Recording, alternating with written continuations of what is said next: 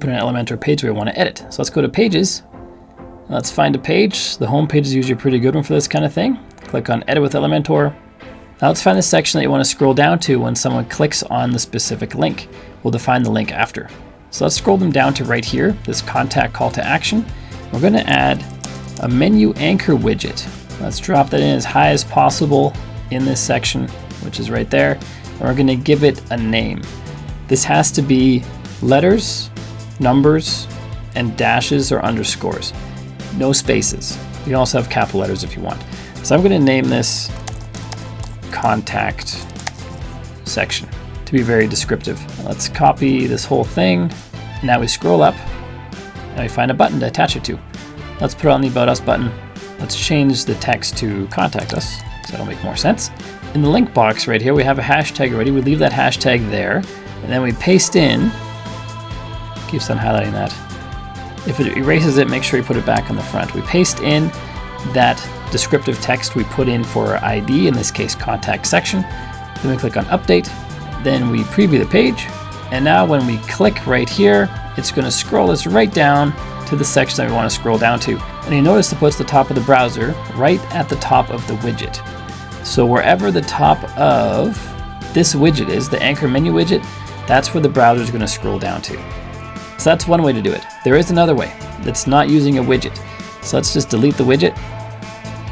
And let's delete this right here. Update to save those changes. We can actually come down here to the section, click on the 6 dots, go to Advanced, give it an ID right here in CSS ID, and let's make it Contact Section again.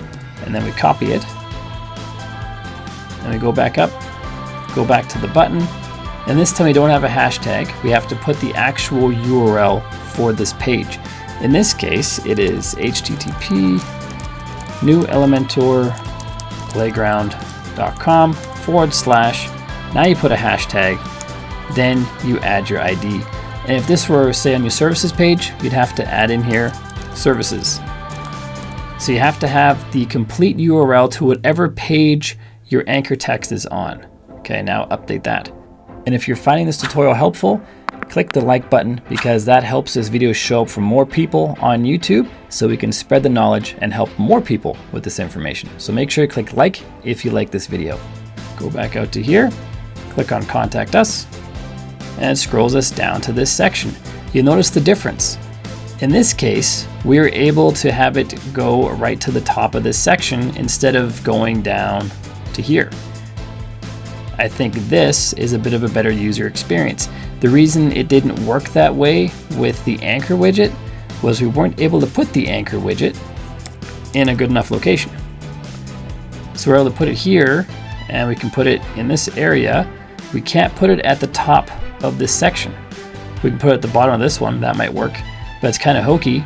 You could add some padding. You could put it here, add a bunch of padding to move it to the top, and still have this be in the same place, which can be kind of a pain. It's much easier just to add the ID to the section, if that works better. In some cases, the widget will work better. In some cases, having it right here will work better.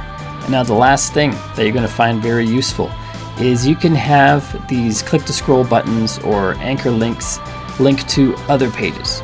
So we can have a button right here, for example, that when we click on it scrolls down to the same page, but we could also have this button linked to the contact page and have it scroll down to the opt-in form, or sorry, the contact form if you want.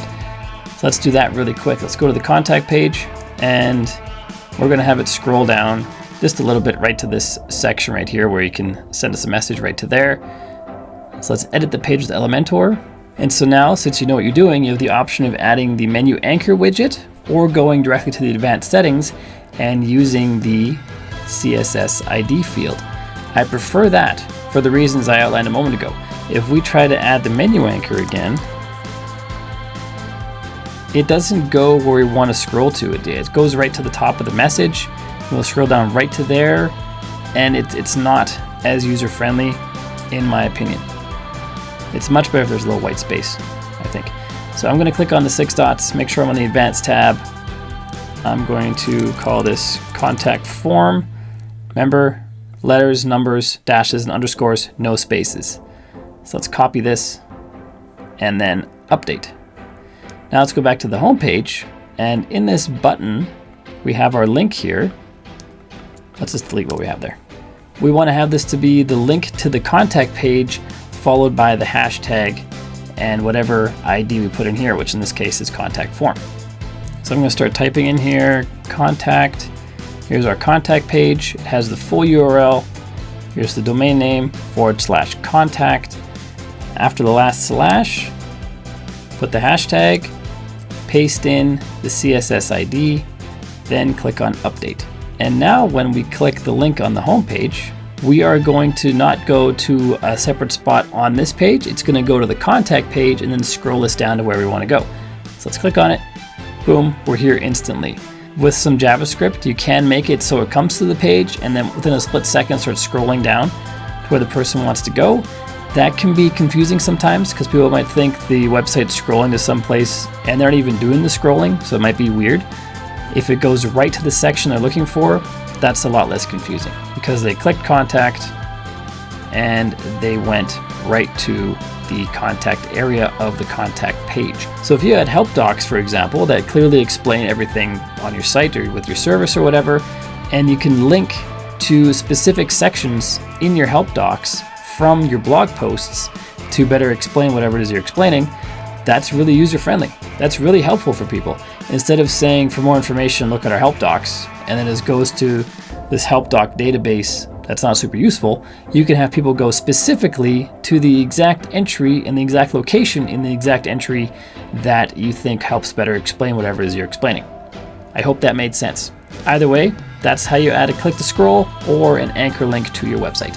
This Elementor video is part of my Elementor skills playlist where we cover lots of the basics in Elementor to help you get up and running with Elementor as fast as possible. If you want to check out that playlist, it's a link to in the description down below and probably in a card up above somewhere during this video. So check out that playlist if you want to level up your Elementor skills. And if you don't have Elementor Pro yet, click the link in the description down below to get yourself a copy. It is an affiliate link, so if you buy through that link, I do get a commission. And it does not make it more expensive for you. It's just that Elementor shares that referral income with me. And that's what helps me